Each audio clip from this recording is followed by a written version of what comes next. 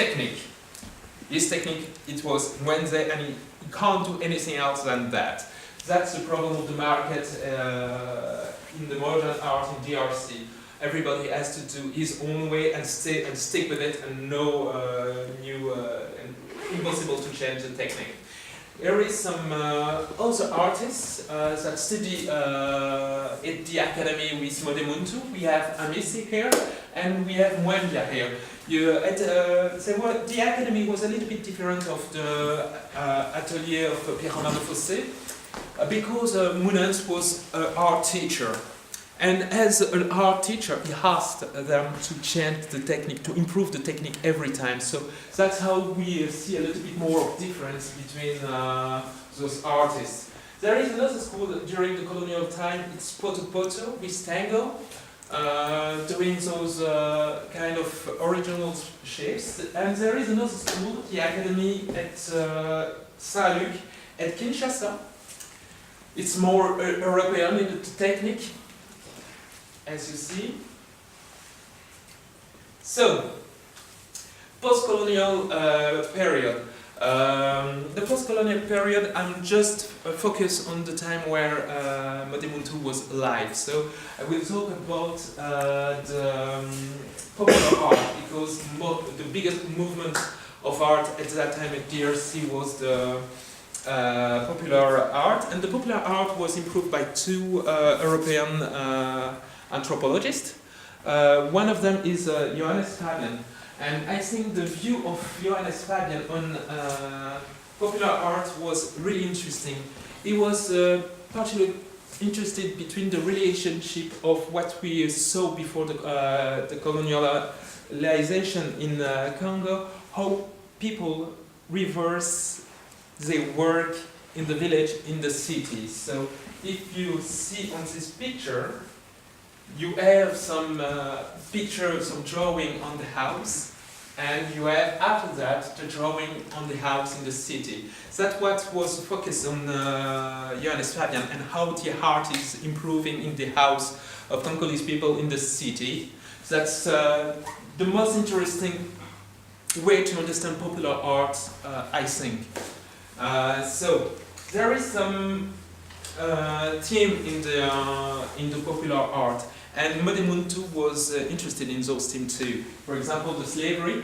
Here we have Muntu on one side and popular art on the other side. You have another theme, interesting.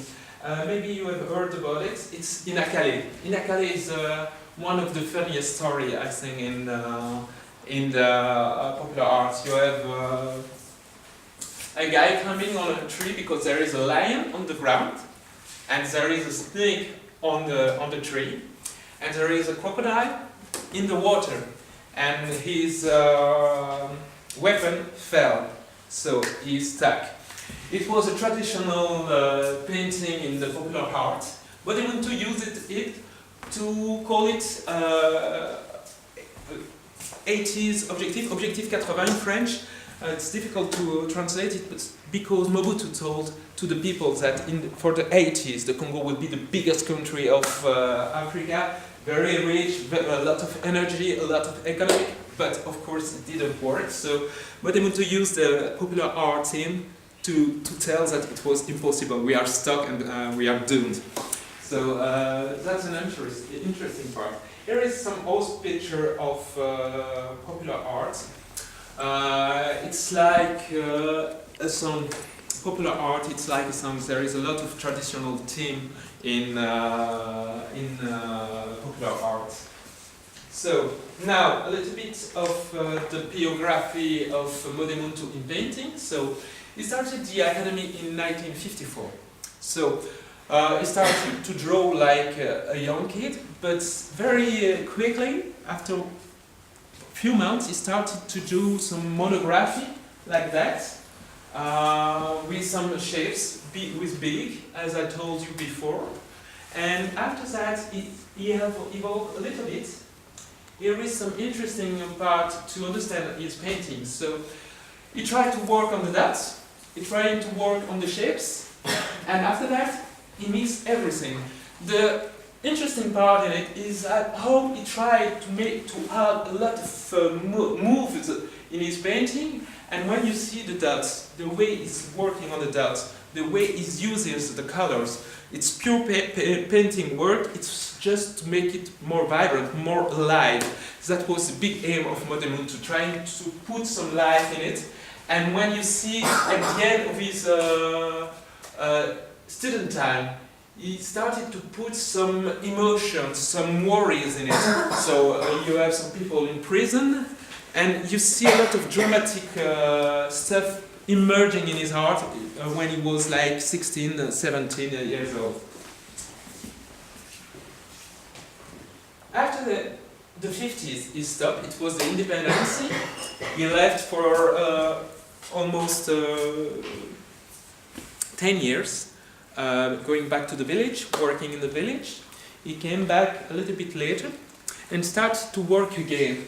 His work was more major. Here we have two big themes of the 70s. He repeated those themes many times. The people coming from the forest with an animal, woman walking in the bushes. It's I think that we see a lot of time in Muntu painting in the 70s. And this is another one. In French I call it procession, so people following each other. We see a lot of it, and it's funny because in the Muntu painting there is a lot of women.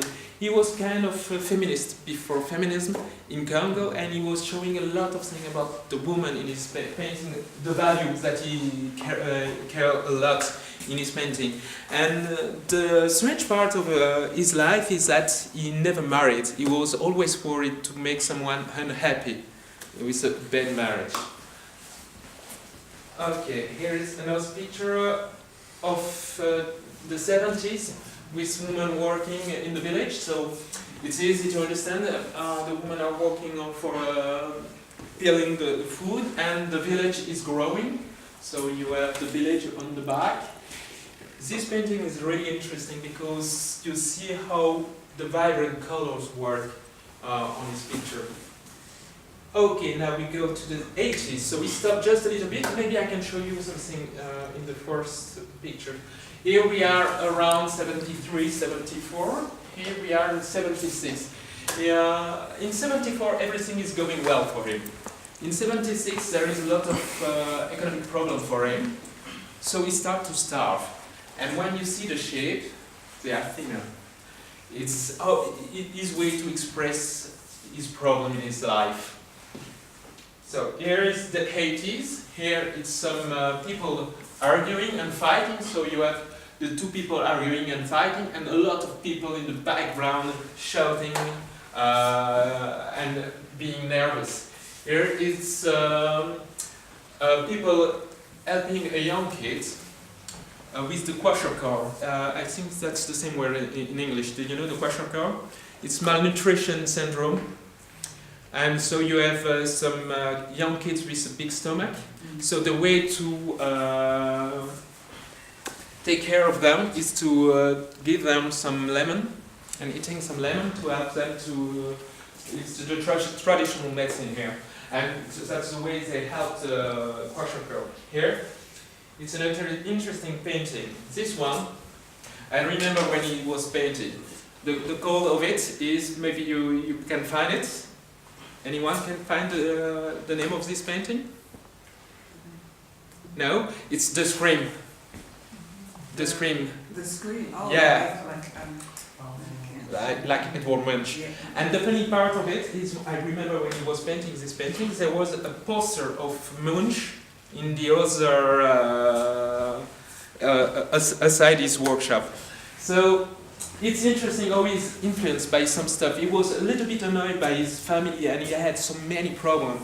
And I think that's his way to express himself and trying to take some inspiration from other stuff. Here we have a traditional painting connected to the Lubas calendar.